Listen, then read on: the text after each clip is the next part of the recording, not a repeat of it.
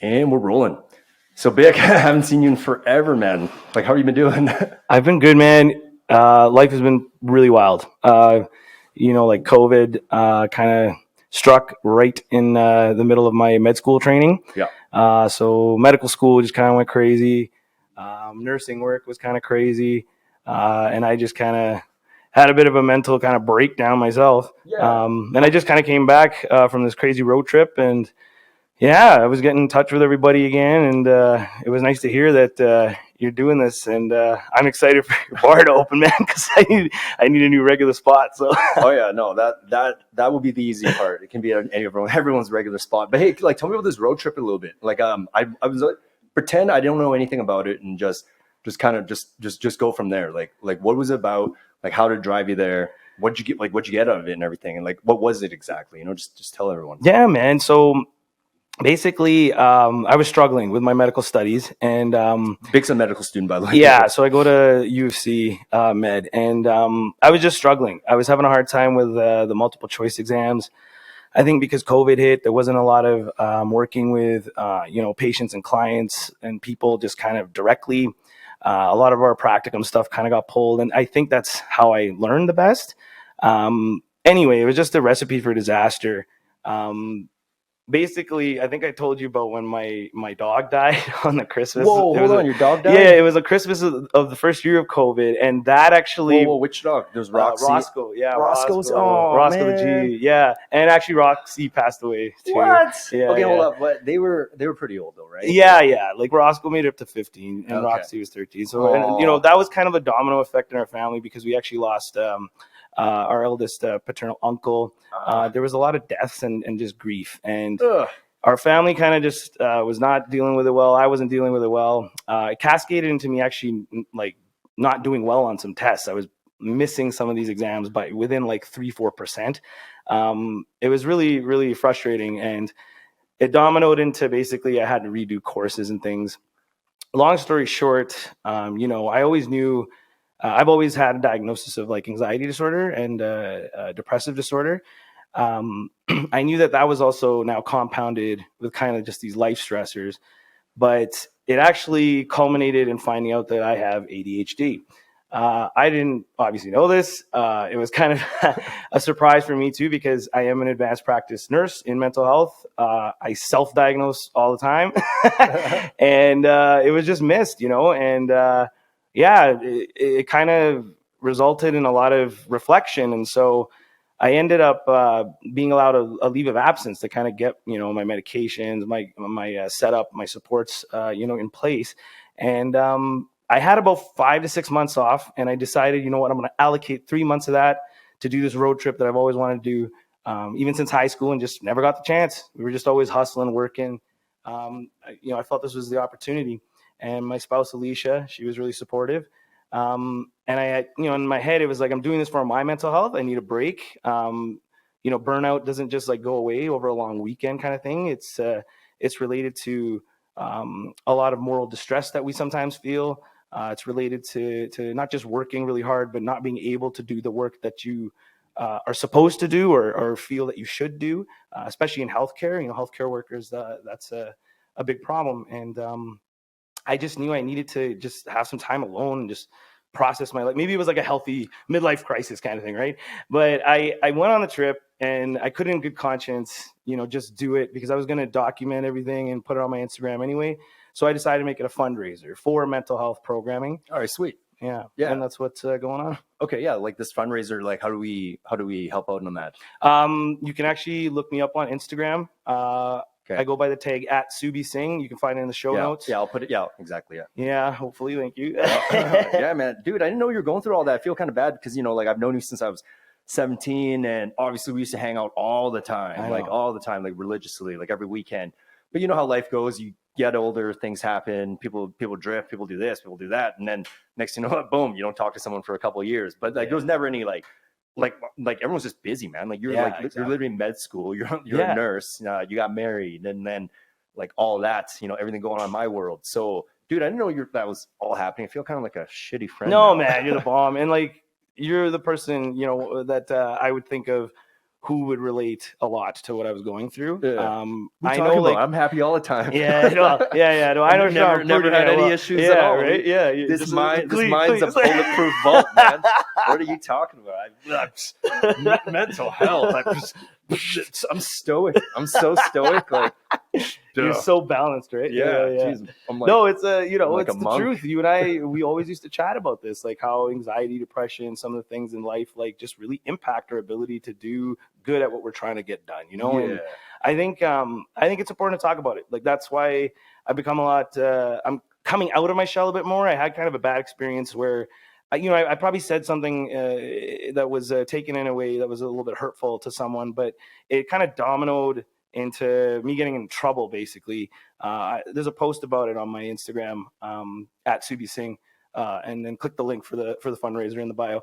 But click that link. Yeah, I said. But yeah, I just I can't like stay quiet. I got it. Okay, like what? I think what happened? People. What happened with that? Oh, just somebody was hurt, offended, or it rubbed them the wrong way, or hurt their feelings about me kind of saying that Bell Canada Mental Health Let's Talk Day is kind of rubbish, basically. And then there were some comments about the role that your socioeconomic status and racial background actually play in the kind of severity of the mental illnesses that you might experience. Okay. So I was just trying to stick up for the fact that there's still homeless folks with like primary psychotic disorders like schizophrenia. Yeah. And they have addictions and they haven't had roofs over their houses. Like, I don't see Bell Mental Health Day making any impact at that level. You know what I'm saying? Mm-hmm. Like, we talk a lot. It makes us hashtag each other and link each other, and we get the conversation going on social media, which is great, but I don't see it at a systemic level actually culminating in anything that would really be useful for the people who are suffering very extreme mental illness. Yeah. Well, even right now, like, all those topics are like a hot button topic, right? Like, it's just anything with regards to mental health issues. Like, what I'm trying to say is just everyone right now has such a strong opinion on how they think that whole realm should be gone about. Yeah. Because like, I'm just going on a limb here and saying, like, I don't think this was as prevalent, or at least known, like even like 40 years ago. 100%. Just people would just had to get on with their lives because or if they were suffering, they didn't have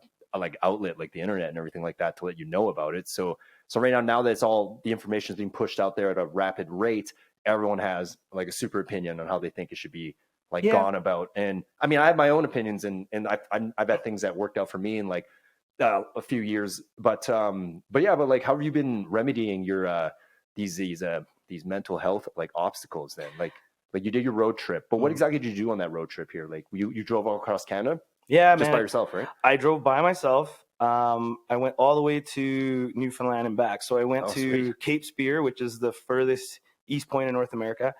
And then I went all the way north to Landsox Meadows. That's actually where the Vikings landed in North America for the first time in like 800 sweet. AD. Yeah. So this trip, like, it became like this like pilgrimage for like building up my warrior spirit again, because I do believe in, sometimes you gotta experience crap in order to get stronger, right? Sometimes, I think every time. Yeah, and we know this philosophically, like working out, martial arts, like training, right? It's like you gotta push yourself, and you're gonna break down a bit in order to come back stronger.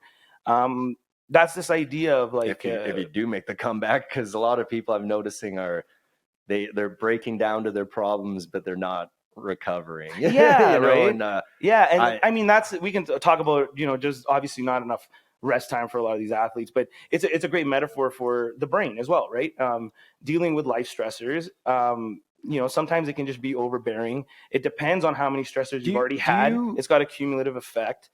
Let me ask you, do you think people have less ability to deal with stress these days, or do you think these stresses are just so new to humanity that we don't have the tools yet to deal with it? Because like, when you think about our ancestors, like, it doesn't matter what, all of our ancestors, the fact that we're here went through some traumatic stuff to get here. Because like, just even think about it, back in the day, like, oh my God, I'm tired. Like, I just woke up and I'm thirsty. Like, you have to physically go get water. You know what I mean? Like, so everything was hard, and everything was, sometimes I just think, okay, maybe we just got softer, like, cause it's in here to deal with a lot. Yeah. Like like we used to get chased by animals like tigers and stuff. Like, so now people have just whatever they're going through. Like I can't tell. I don't know. I can only compare to. I just know that when I went through some shit, if you will, like in my later 20s there, like now, like so many years later, actually it's only 1 year later, guys. I'm only 29. Yeah. You're young blood, man. No, I'm old as fuck. But but I just remember same age as me, bro. We're old.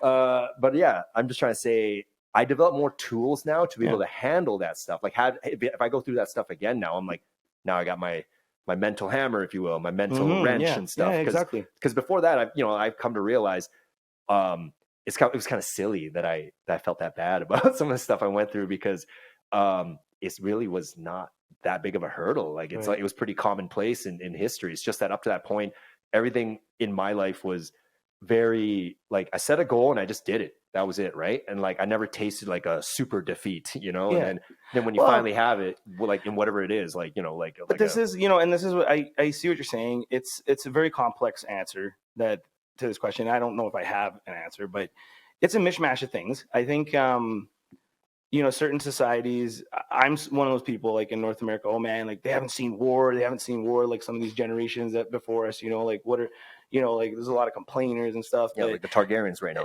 But I work, having worked in mental health and having a more actual knowledge base from a very scientific point of view. You see a lot. Yeah. And like, that's what I feel like, it's more just the number of individuals and families and children that I've encountered and worked with.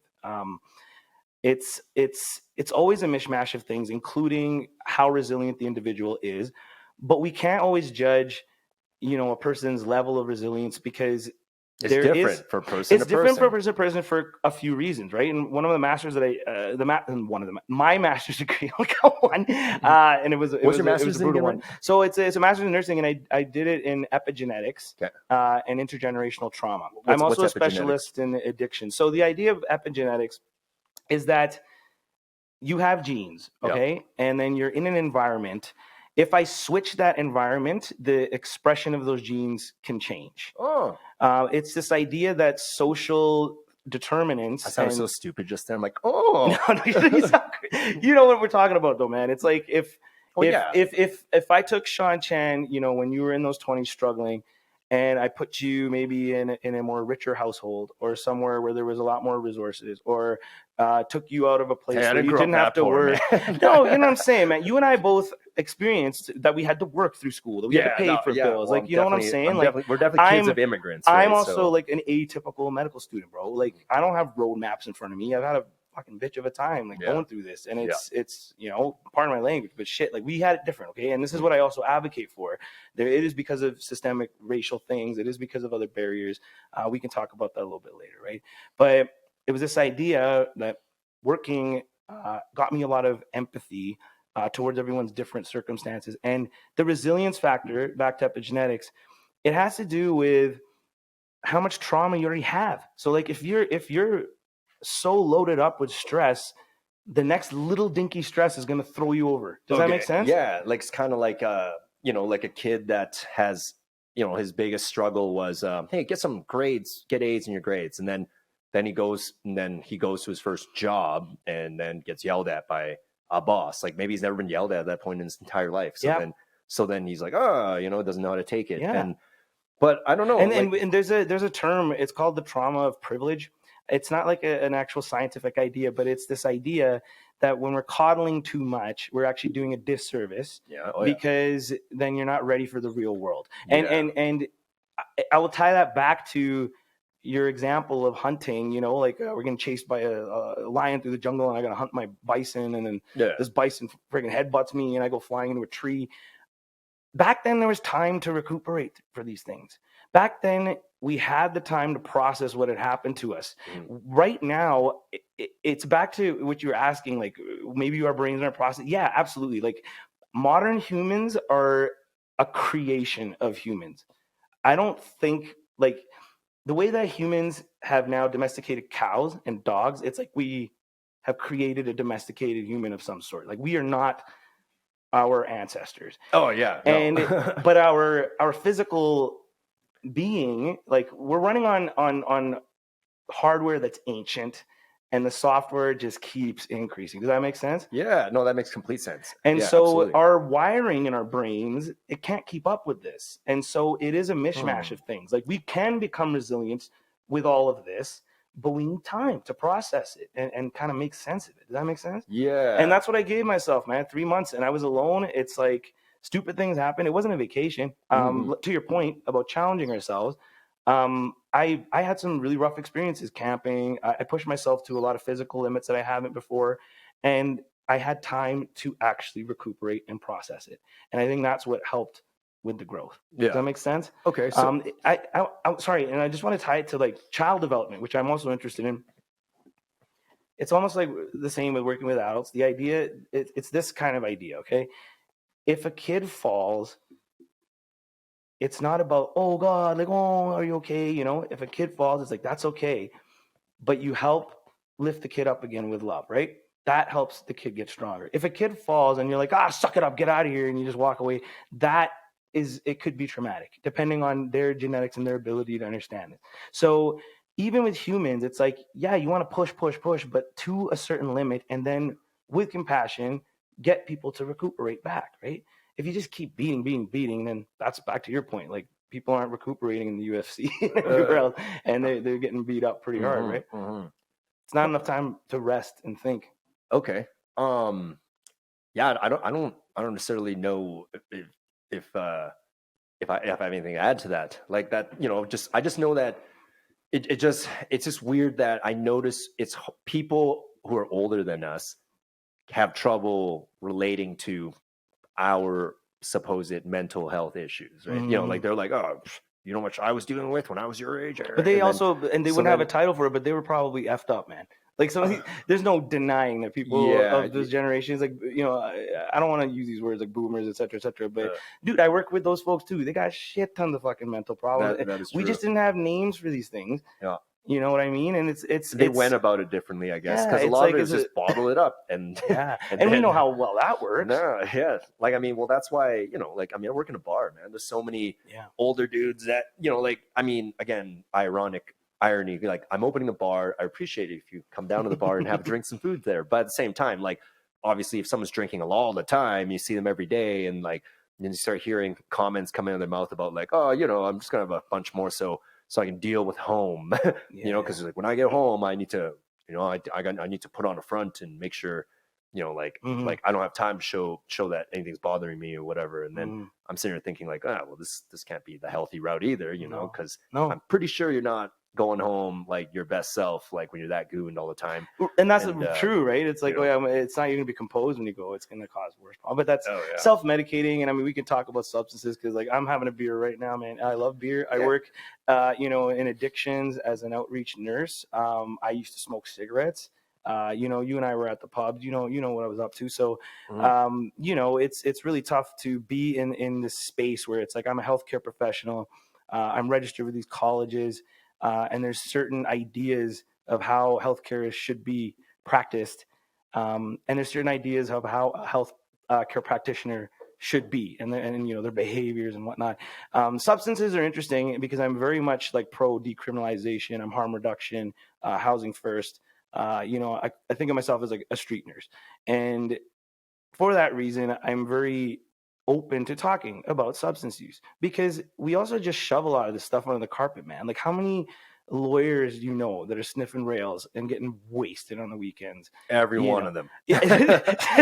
Sorry, Alicia. Oh, Alicia. Yeah. No, don't get me started on Alicia.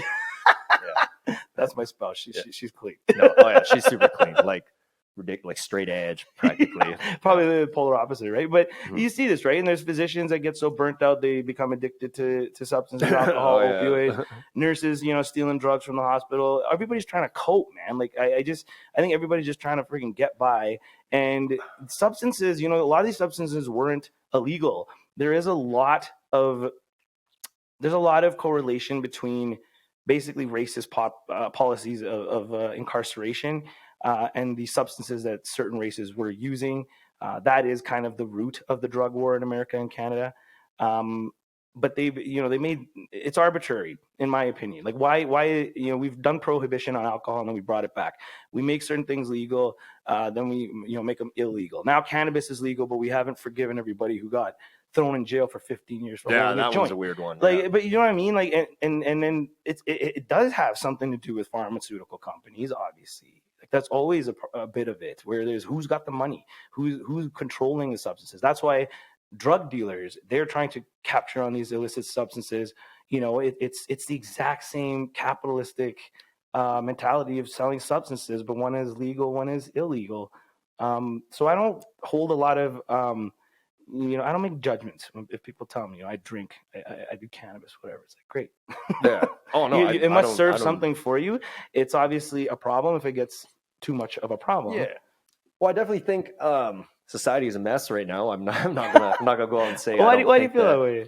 Well, it's totally a mess, don't you think? Like everywhere you go, like surface level, we see everyone functioning, right? Like everyone's like, hey, still going to the grocery store, going to their jobs or whatever. But I swear, when you get into a deeper little conversation, like you can feel that tense energy almost every time where someone's just like, I don't like what you said. Like, and then, and like, it's just, there's just this like, I don't know, maybe it's in my head, but I just feel there's this tension, like everywhere, everywhere. I don't know. Things are becoming too extreme, or well, just the COVID thing, just completely like that derailed us all, and like so many sides to how they think that should have handled. Like I said this to my brother the other a while back, but this is my real simple like little cartoonish kid analogy on it. It's like, say there's an ecosystem, right? And you got a bunny rabbit, and then you have a shark, and then you have a bird, and then you have a little frog, and then you have like a little scorpion, and then and then in the midst of all that, you got a little fluffy Persian cat or something like circling around. Is that a little Chan Chan? No. Oh yeah, Chan Chan's doing good. That's my Persian cat, people. But anyway, it's like, so say you have this ecosystem, and then you come back, and then you're the government, and you're like, okay, guys, I'm gonna increase the water levels up here because the shark guy says there's not enough water for him to swim in. Then all of a sudden, like the water starts seeping onto the land, and now next thing you know, the bunny rabbit's like, hey, I have less grass to eat. And then the government's like, okay, well, maybe what I'll do is I will create more patches of grass that grow higher and over here, and then all of a sudden the bird's like, wait, the grass is too high now it's in my way. Like I just look at it like with COVID and all these crazy situations, it was impossible to like make every tier of people's needs met. And then just cause such a wacky imbalance. And that's why it's just this gong show. Now there's just like this deep inner resentment. And now like everyone's kind of like subconsciously like, hey, I'm a right wing guy or a left wing guy, because they kind of notice who they relate to more in their situations that the circumstances were kind of pushing, making it more difficult for these guys or making it less difficult for these guys. And then when I saw that, I was like, yeah, there's no way to please everyone. And we had this super problem called COVID, which was just so intricately, it was like destabilizing for like everyone and everything. And now that we got out of it, it's like, everyone's supposed to fist bump and be like, hey, Jim, I'm like, we're good, right? And you're like, yeah, we're good. You made me wear a mask. While I was trying to work out like the one thing that I do, and then like, Jim's like, oh, I'm glad we're good and glad we got through that or something. And I'm like, yeah, like, no, there's gonna be resentment, and of course, and like, I think we have like we have a pandemic PTSD, right? Like as a society, I think as a society, I think we are actually traumatized. Yes, 100%. And just another, for instance, like just even think about like my first couple years of university were freaking fun. You know what I mean? Like you were there, like so kids. Too much fun. That's why I too much fun, right? That's why my road to medicine. You're in some ways I look at you as like my Van Wilder friend. Like in school always forever, in school and having fun forever. But like I mean, like how many people missed out on 2 years of solid university, high school? Like some of the fun times in high school. Like high school was only 3 years over here anyway, and then you lost 2 years of that where it wasn't like you couldn't play proper sports, hang out with friends properly. Like they lost their high school experience. Like they're learning from home. No one learned from home. You kidding me? I mean, like you're in front of the computer. You're telling me you weren't on the side, like just dicking around and like not like, I mean, like there's no way people are smarter right now. Jim Jeffries, man, that was a great stand-up. His newest one on Netflix. Okay, I'll watch that. Dude, he makes a friggin' hilarious, and I love stand-up comedy. Like I love it as a genre and art.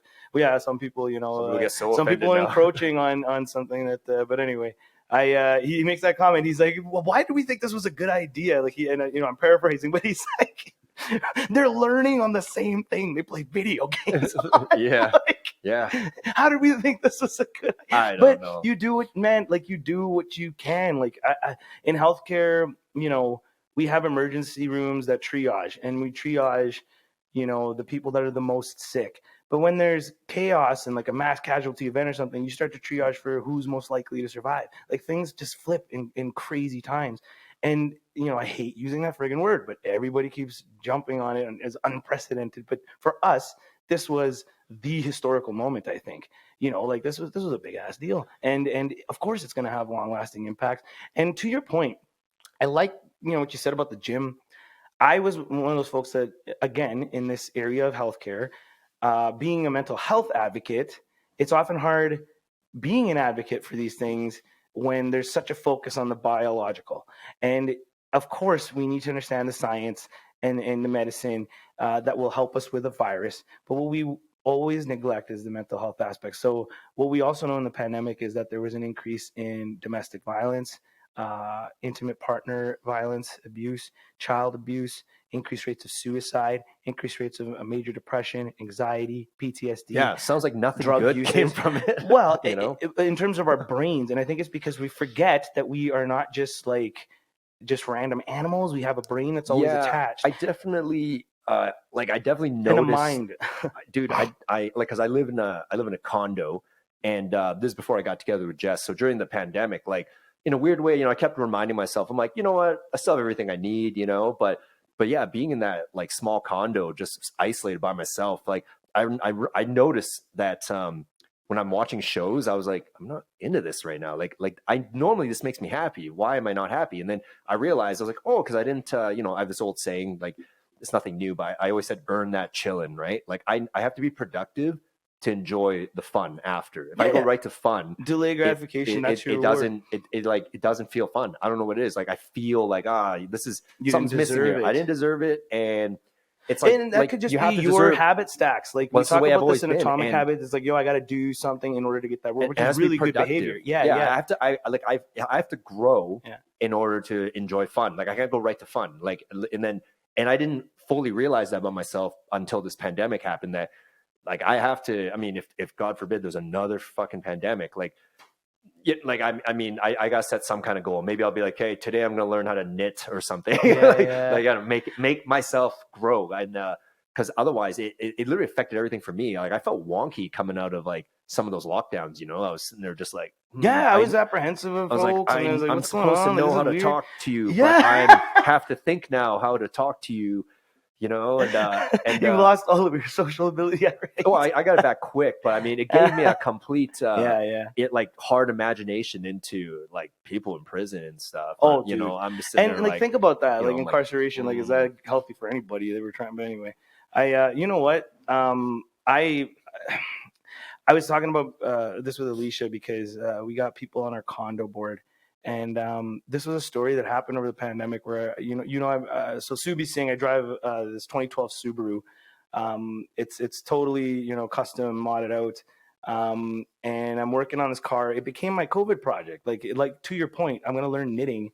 My dog died, and I bought this car, and I named it after. That was just an example. I don't think I'm going to learn knitting. Yeah, I think you should learn knitting though, because I need some sweaters. Okay, winter's coming up. Well, if you want some shitty sweaters? Yeah, exactly. That's fine. I'll wear them. Christmas ugly sweaters. But I named the car after my dog, right? And it became my depression project essentially. Mm-hmm. And I wasn't thinking, and other people aren't thinking. But fast forward, it's in our parking garage, and I'm doing like painting, like I'm trying to do some clear coat and stuff. I didn't think in my head like, oh yeah, this smells like there's gonna be fumes, and this is like an underground enclosed parkade. Because neighbors were actually coming in, and because I'm distanced, I think I also just found it nice to just wave at people and say hi or something. But it's like I'm working on my car outside, and it's like, hey, how's it going, neighbor? Like Flanders, like hi, neighborino kind of thing. And what ends up happening is at some point, somebody just beelines it at me, and she just ripped into me. And she's like, my kid, like, you're making fumes, etc. I was like, how did you smell this? We're all supposed to be wearing masks. Why are you so close to me?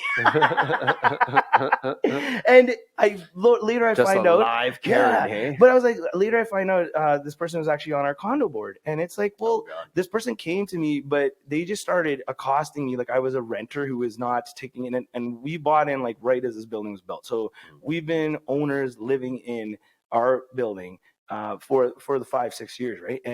And she just didn't realize, and it's like, well, you were making a judgment, and I did feel it was something racial because I look the way I do, bro, and I'm just working on a car, and she had never seen me before, and this car was new. You're brown. Yes. Yeah. And I have tattoos, and I look like this, right? Yeah. You can see it in my face that I'm brown, bro. Yeah, being facetious as fuck. Is my Asian friend. Yeah. Are we allowed to say that? You can see it in his face, bro. Oh gosh. Yeah. But yeah, it was just like she's. It all turned off. Long story short, we all had a back and forth with some letters and talking to the condo board, and she apologized. And it was just like we both just kind of came to this conclusion that a condominium building is never meant to have 90% of its occupants at home at any given time. Yeah, otherwise that's called a penitentiary. Yes. Yeah. Exactly. I mean, we're in a fancy penitentiary, but still it's like, like mentally, I don't know. 100%, man. 100%. Like people felt like they were in shoe boxes. We were all losing it a bit, right? So, I mean, I think we also need to. We always go back to this. It's something that they teach us in nursing a lot. Is just also to be empathetic to yourself. It's like it's okay that you effed up. Just forgive yourself sometimes. Like we're imperfect. Yeah. Oh yeah. No. I definitely don't hold anything like I forgive myself if I know my intent was never to fuck. Like if I fucked up, I wasn't trying to. Yeah, I forgive myself like that. Yeah. So when you fuck up and you were whatever, you did it kind of on purpose, then you should be a bit harder on yourself. Yeah, it's true. Like intention a bit, right? Like that has a bit of a weight to it if there's an intention behind it. Yeah. Hey man. Yeah. Like right now it's just, like I didn't know where this conversation was going to go. Cause it's honestly kind of refreshing. Like, cause you and I, our history, if you will, is always based on fun. You know what I mean? Fun and substances, right? And having a good time. But we also, I remember a lot of deep conversations during those fun times. We do have deep conversations, but I don't know, but it's just I didn't know you went through all that, and I wouldn't say. I was gonna say to your point that I'm sorry I didn't know all this stuff was going on with you and where you've been at, and that you're freaking starting up a pub. Like I'm so proud of you, man. Yeah. But it's like that's what I mean is like we all gotta forgive ourselves. Like pandemic happened, and a lot of us lost touch. It's the same thing, right? Homies come back together and they pick up right where they left off. If it's just like fitting like a piece of puzzle, man, that's how you know who your real boys are, right? Yeah, true. But things just change all the time. I mean, you can't. Not everyone's just gonna have the same group of friends forever and ever and ever. Like there's just so many avenues in life now, you know. So you got to be fluid. And I'm not like I met like so many new people in recent years, but obviously, like our crew was super tight back in the day, and we still got a WhatsApp group. It's the South Boys. Yeah. There's some wacky jokes in there for sure. God, yeah. No, but anyway, but how's do you still keep in touch with everyone else, like in the old crew and everything? Yeah, man. Like that WhatsApp chat. Sometimes I try to throw it up. You started getting a little bit more active in it too. 5-6 months ago, which was nice. Yeah, it was great. And then, but it seemed like once we all kind of started. Everybody did, and it started to happen near the end of the pandemic. So think about that. Like we could have been really active the whole time during the pandemic. No, but what were we going to say to each other? Hey, what'd you do today? Man, how's your pandemic? Well, today? I jerked off again. Like beat my personal best. What about you? It's like 15 today. I have nothing to report. I didn't beat my personal best. I'm like, oh, you're a loser. Yeah, you're like no. Like I mean, what were we going to say? Like you know what I was doing? I was watching TV. I was like smoking a cigarette on my patio. I was like looking up, being like, one day we'll be free again. Like some kind of cheesy Disney movie. I'm like looking out, like, please God, please end this fucking pandemic. I am so bored. I am so bored. There's nothing to say. That's why I didn't say much during that period. But it's just everybody's mentality gets like that, right? There's nothing to say, but it's for nursing medical students, the term is called anhedonia, studying tip.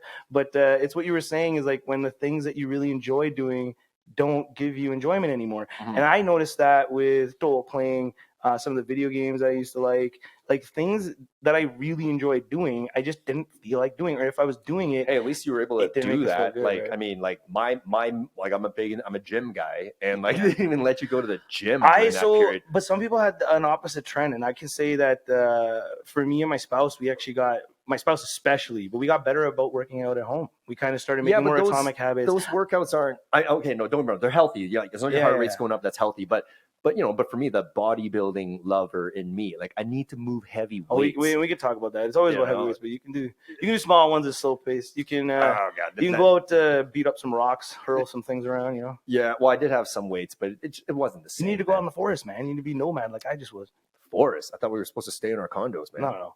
You could go out to a random, and this is we won't get into that policy and procedure versus the ethics of things. People were going out to the mountains and hiding out in the woods, and good for them. If you need to do that so you don't friggin' just completely cave in, go. Yeah, well, I don't know, but like we also all need nature. I realize I'm not a very outdoorsy person. I just did like martial arts, chaku's, doing some flails, practicing my knife throwing. You're do whatever. Dude in the forest with your nunchucks. Why not? And it's That's like, awesome. it's beautiful, right? Like there's trees, there's the sun, there's water. Like it was really meditative. And I was like, I don't need to be like a rock climber. I don't need to be doing any of this kind of shit. I can just do what I like to do, but just go do it out in the trees. Like that's awesome. No, it was fun, man. You would have been proud. I learned how to scramble over rocks. So I was trying to do like proper footing and doing push-ups over the river and stuff. It was just, dude, I know you, so that's why like I'm like, that's awesome. But if I just saw some random like homeless guy in the woods with a pair of nunchucks, like thinking he's in a Jean-Claude Van Damme montage or whatever, I'm like, that's probably what people thought of me, to be honest. I'm gonna stay real far away from. I'm just not gonna go on a hike today. Maybe that's why the trail was so empty everywhere I went, huh? Well, you were flailing like a lethal ninja weapon. Sometimes I was playing the Dhol. That just kept the bears away. Okay, well, actually, that's yeah. Actually, yeah. Huh. Play music out there, yeah. Pretty sweet. Cool, but but how's your family and everything like that? Man. Are they better now? I didn't realize again. Dude, I feel so bad that your dogs died. I love those dogs. Yeah, man, they're doing better. And mom and dad actually, I think in some ways it's been great because now they can travel a bit more freely. Like they were really attached to the dogs too. Yeah. So it was often a big, friggin' project to plan even going away for a week because they were just so worried about the dogs. So, I think everybody's doing better. I think the reason my parents and our families generally just doing better is just because we're all doing better. Mm-hmm. Because all of us kind of have some of our mental things and we were, there was a bit of conflict within just after the dog died and being apart from each other, pandemic. Like I said, man, everybody was impacted by this. And I could see it in my parents. Like there was depression there was a lot of stuff that was heavy on their heads, and I can now, knock wood, I can see it being lifted, and I hope it stays on that trend because I don't know, I think everybody's exhausted and tired of that, and we're ready to go and move on. Yeah, well, it's just a simple perspective on life is you either solve your problems or you die. It really is that simple. Like whatever's bothering you, like whatever it is, you either find a way to get through it, deal with it, focus your mind not to think on it, dwell on it, like it's or you die. Like it's but like it's just this isn't exactly the happiest podcast it would appear, but but mental health is not always a happy topic, and I think that's another thing in North America. I will say you and I have an Asian Eastern influence, I think. They're very afraid of death. They're very afraid of, they pathologize everything. Like pregnancy is a condition when it's just like, that's just normal human, life chapter, I guess. That is life. Aging is considered almost a disease and a condition. It's like, no, that's life. So I think there's also this level of understanding that pain and negative things are kind of part of life too, right? Like that's part of the gamut of human emotions. It doesn't necessarily mean like it's a bad thing. Mm-hmm. This podcast doesn't exactly have to have any any theme to it. I just want honest conversation. So I didn't know this was going to trend into this kind of style. You did. You know exactly what I'm about. You know, what I was but you're also like fun. You're also fun as fuck, dude. Hey, man. Okay, what do you want to talk about? Like drumming? No, dude. We can talk about whatever. Martial arts? You want to do? We can talk about whatever. How's your martial arts going? I stopped training MMA and all that right now. I just lift and stay in shape. I mean, honestly, were you getting injured? I was getting old, dude. I mean, like it's just some of the training. Those guys are training to fight professionally, you know. And then if you're a once a week guy, twice a week guy, it's like you're gonna if you even when you went consistently, if you might be too good for the beginning class, but then you're always a punching bag for the pro class, and then next thing you know it, you're like I love Conor McGregor, but like the other day he put up some footage of him just dummying this guy with body shots who clearly I don't know who this other guy is, but I'm like, oh, that brings back some fucking bad memories. No. Like, yeah, because towards the end, I mean, I remember I was training with this one guy, and like I remember it clearly. He's a professional fighter, and this guy just took me down probably like maybe 12 times within like a 3-minute drill. And they weren't gentle takedowns. It wasn't like he was like putting me to sleep, you know, like he was just like dunking me on the side, dunking me on like throwing me on my back. And then by the time I left that, I'm like, what am I doing this for? You know, you're being a punching bag for other people. Yeah. Well, hey, I was trying, but I was like, I'm not going to put in the same hours as this guy. And, you know, MMA it's not exactly, it's not a hobby. I think that you should just have. It's like you're either in it or not. If you're pursuing it that way, because the other guy who's training, like it's you know, this is his livelihood, right? Yeah. So unless you can commit more, you're going to always be capped at whatever skill level you're at, and then if you're like 10 pegs below the lowest ranked MMA fighter, but he's still a pro, you're still going to get your ass kicked. So like they're basically signing up to get beat up. Well, then what do you do if you're not planning on ever? You know, I'm just going to keep lifting, running, but go hit a bag. Like we can just put on some. Oh no! Hey, like have fun. I always do that. I'm actually gonna get into Ruger's Kyokushin. Nice. Yeah. Our buddy's a senpai. Rogers. Third Dan, I think. Yeah, but Kyokushin karate. Yeah, but like we got buddies. Like we should just all get together and just hit each other sometimes, man. It's fun. Like it is. It's good release of stuff. Yeah. Like I found, a lot of my martial arts training is solo for the reasons that you're saying, because sounds like you're talking about starting a fight club. But nobody talks about that. Yeah, we can't talk about that. Yeah, that's the first rule.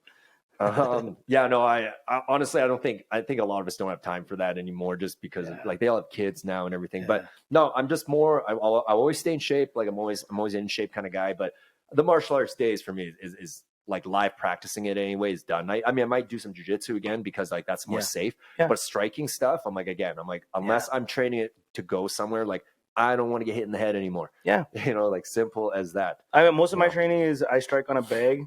I don't do anything where I'm getting beat up by people. Most of the time. we gotta protect our freaking brains now. Like, you know, it's this is the most valuable thing left. Yeah, right. You know, everything else will go, but you got to keep this thing as good and keep as it healthy. That's what mental health is. Mental health is not the same as mental illness. Remember that. Okay. What is mental illness means like you're sick. You're sick. Okay. Mental health is like physical health. Like you need to do the same things for your brain that you do for your body, man. True. Yeah, no, there's been a lot of good how can I put it, like advocates for that, like Tyson Fury, like the heavyweight champion. Oh yeah. He was on Rogan, and it kind of turned out like this. To be honest, like you know, like they thought Tyson Fury was going to come in. I don't listen to Rogan because it's 4 hours long, man. Like I can't. Oh yeah, no one. I doubt everyone listens to the full like 4 clips. hours. Like I can only get like 40 minutes to an hour, but I do consume podcasts voraciously now. This trip was actually amazing for getting better at reading, which might be a tribute to, you know, like ADHD med. But I finished like 12 books cover to cover and so many podcasts. Like all of Dr. Seuss's books? Actually, yes. Because I never read them cover to cover as a kid. Oh, yeah. I was a big just looking at the pictures kind of guy. And I'm like, tell me what happened. Yeah, right. Yeah, like all the kids are the Coles notes, man. And his Spark notes. all the kids are like, green eggs and ham. I'm like, what the fuck? Oh, that's what the book was about. I was just looking at pictures, like, you know, like what the hell is that? What are they eating? Yeah. Oh God. So when's the pub opening up, bro? Oh yeah. Okay. So late, like it should be opening up late January. Okay. That is the goal. Like, we're not like, we're beginning construction soon here, like mid-October here. I'm pumped, And, man. Like, yeah, I was just talking before about I've done a lot of writing. I love sitting at the bar, just having a really nice pint. I do think within reasonable control that artists, poets, all sorts of folks, they consume alcohol, and I think it really helps conversation, right? And I think that's it's neat to just meet your neighbors, meet new people. I think that helps build your empathy for humanity all around. So I'm looking for a new bar to kind of hang at sometimes. You're always welcome at Kaks. What was I going to say? I had a train of thought. I'm losing it now. It was about you're going up in January. Yeah. I was going to say, like, booze, ultimately, people got to realize it is a tool. Okay. Like, you got to use it like a tool. Like, I hate when don't use it like as an escape. Use it like a tool. Yeah. Like, like it's when you need to, when it's there to unwind, it's there to like ramp up the fun. It's there to bring community, right? Like, use it as a positive tool. That's the way I view booze and in general substances. Like, when you're not using it as a tool, when you're using it as an escape or a crux, like that's when you got to address your actual problems and whatnot. But I mean, 100%. And that's what we call self-medication, right? That's what a lot of the philosophy in harm reduction is the idea that people have trauma, they have pain, they have things that they're using substances to deal with. Yeah.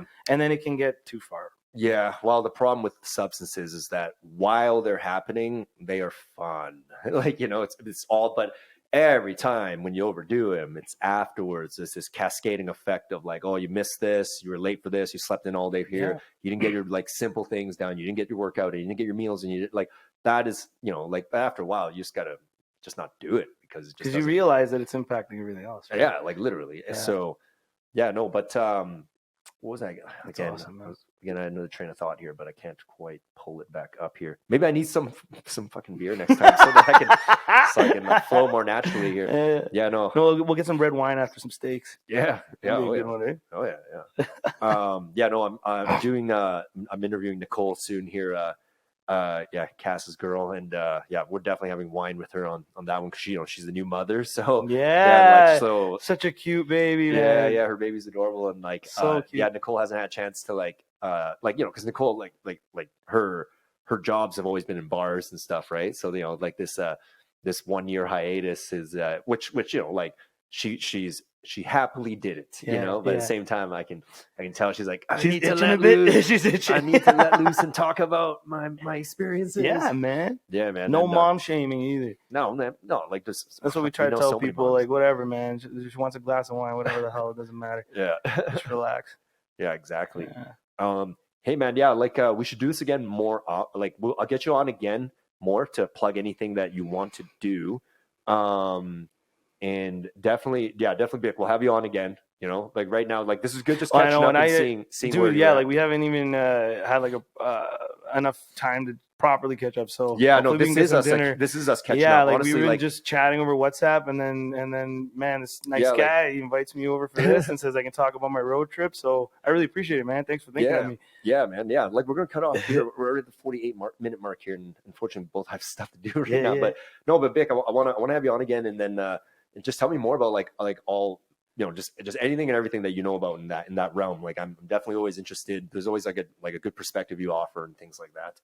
So thanks, all right, bro. So we'll for sure have you back on. Anyway, I'm gonna put all of Bick's your fundraising if just plug up if you could my Instagram account, and then I'll actually send the link to the fundraiser page as well. Cool. It closes on October 15th, so we got a couple weeks. Okay, perfect. And we're actually a little more than halfway. Sweet. So we're doing pretty good. Nice. Yeah, I'll drop a contribution there for sure. All right, Kay. Bye everyone, and we'll talk to you next time. Great. And stop.